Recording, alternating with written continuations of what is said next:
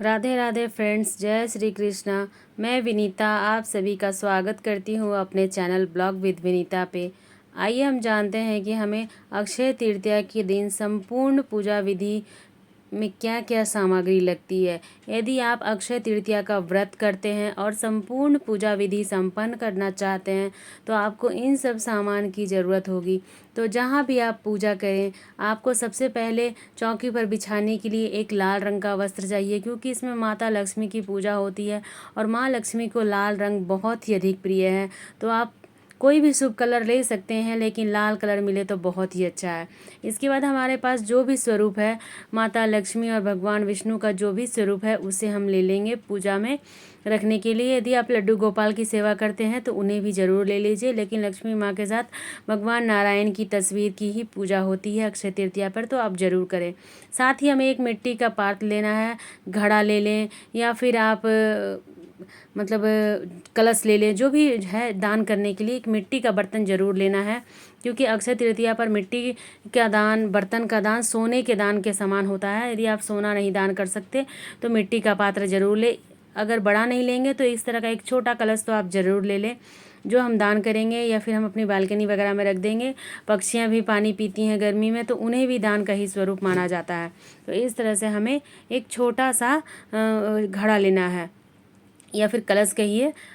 साथ ही अगर हम मंदिर में पूजा नहीं कर रहे हैं तो हमें गणेश जी की भी प्रतिमा चाहिए होगी। माता लक्ष्मी के लिए हम श्रृंगार की सामग्री ले लेंगे। तो आप श्रृंगार की सामग्री अपनी इच्छा अनुसार कम ज़्यादा कर सकते हैं, लेकिन कम से कम 5 श्रृंगार की सामग्री तो हम ज़रूर ही लेंगे। इसमें चूड़ी, बिंदी, सिंदूर और माता का श्रृंगार में जो हो चुंदरी वगैरह हम ले लेंगे। इसके साथ ही हमें चने की दाल लेनी है। तो अक्षय तृतीया पर चने की दाल को सोने के समान माना जाता है, सोने के दान के बराबर होता है। तो इसके लिए हम चने की दाल लेंगे। कोई भी दूध से बनी मिठाई ले लेंगे या फिर हम गुड़ का भी भोग लगा लेंगे। तो मीठे में हमने यहाँ पे दूध से बनी हुई मिठाई लिया है। इसके साथ हम गेहूँ लेंगे और जौ ले लेंगे। इसे भी सोने के समान ही माना जाता है, तो इसका दान भी महादान होता है। फ्रेंड्स, अक्षय तृतीया के दिन जो भी दान किया जाता है उसका अक्षय फल मिलता है, यानी पीढ़ी दर पीढ़ी हमें इसका फल मिलता है। इसके साथ ही यदि आप कलश की स्थापना करना चाहते हैं तो एक कोई भी धातु का ही आप कलश ले सकते हैं, पीतल, तांबा जो भी हो ले लें। इसके साथ ही हम एक जटे वाला नारियल लेंगे जिसमें पानी हो। इसे हम मिलाकर देख लेंगे कि इसके अंदर पानी है कि नहीं। तो इस तरह से हमें एक कलश स्थापना के लिए जटे वाला नारियल लेना है और कलश लेना है। साथ ही हमें कुछ सामग्री पूजा के लिए चाहिए होगी। तो आइए हम दिखाते हैं कि हमें थाली में क्या क्या सामग्री रखनी है। तो थाली में जो सामग्री हम सबसे पहले लेंगे वो है धनतेरस पर आप जो खरीदारी करते हैं। यदि आप सोने चांदी की खरीदारी करते हैं तो आपको इसे धनतेरस की पूजा में ज़रूर रखना है। तो जो भी आप खरीदारी करें, छोटा से छोटा या बड़ा, उसे आप धनतेरस की पूजा में ज़रूर लें।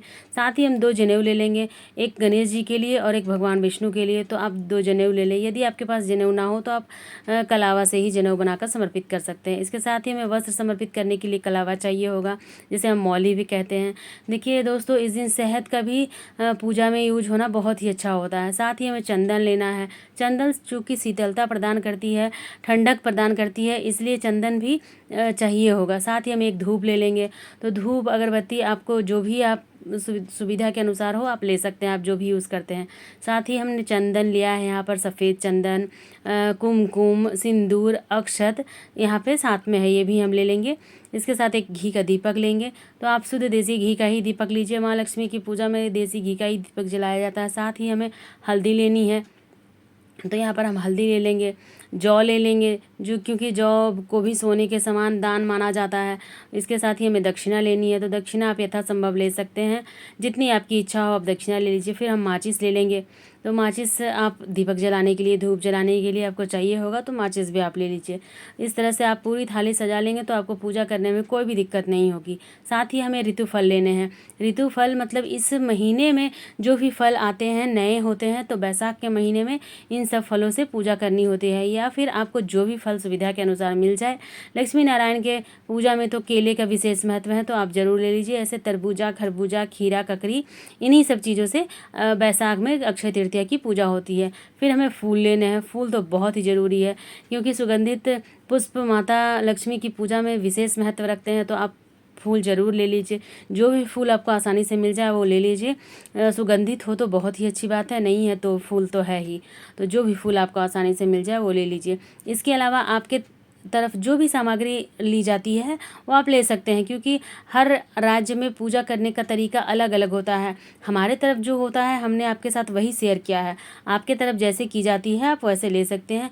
बाकी इतनी सामग्री पर्याप्त होगी आपको अक्षय तृतीया की संपूर्ण पूजा विधि और व्रत करने के लिए। यदि आप व्रत भी करते हैं तो इतनी सामग्री में आपका पूजा और दान का पूरा नियम पूरा हो जाएगा।